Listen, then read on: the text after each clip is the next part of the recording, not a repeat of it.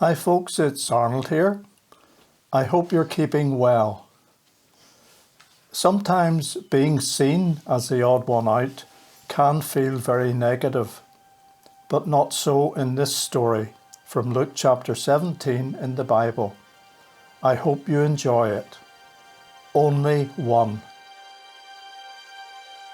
There were 10 made the journey to see him that day, their bodies disfigured, flesh eaten away, wrapped up head to toe to hide their great shame, perhaps breaking the law, yet determined they came. They had heard of this teacher and what he could do, and the stories of miracles they believed to be true.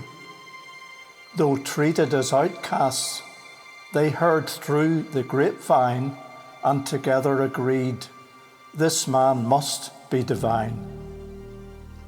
After all, who had ever made the lame walk? And reports of blind seeing, surely not idle talk. As for integrity, he practised what he preached, unlike others whose teachings seemed just empty speech. They cared more about rules than for their fellow man. Look at me, their robes shouted, better me if you can. Men like themselves were viewed with distain, which added more fuel to the fire of their pain. On his way to Jerusalem for the very last time, Jesus came to a village on the Samaritan line. As he did so, he heard a chorus of shouts.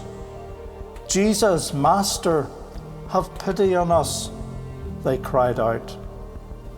From a distance their words could clearly be heard. When Jesus saw them, his compassion was stirred.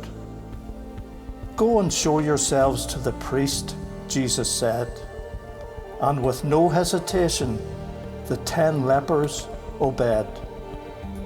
As they hurried away, with hope in their hearts, not having gone far, they stopped with a start. I've been healed, each exclaimed, and examined their skin, which was soft like a baby's, and felt clean again.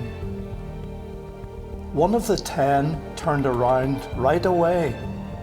Thank God, he shouted, he has healed me today. He threw himself down right at Jesus' feet. Thank you, Lord, he said, his words on repeat.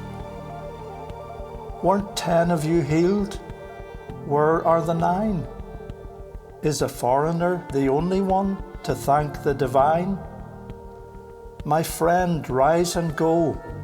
Your faith has made you well. The Samaritan went away with good news to tell.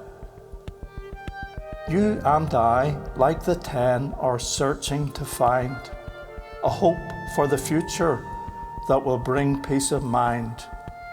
We try different ways to cover our shame, yet God sees it all and loves us the same. One leper returned to thank Jesus that day, and that act of gratitude opened the way for not only his healing, but forgiveness of sin. So he went home rejoicing, God's Spirit within. It is our gratitude for what God has done that will open our hearts to Jesus, his Son. Our thank you, Lord Jesus, for taking my blame will give us new life and banish our shame.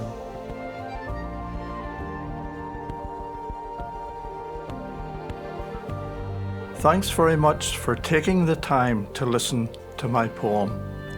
I hope it was enjoyable and helpful to you.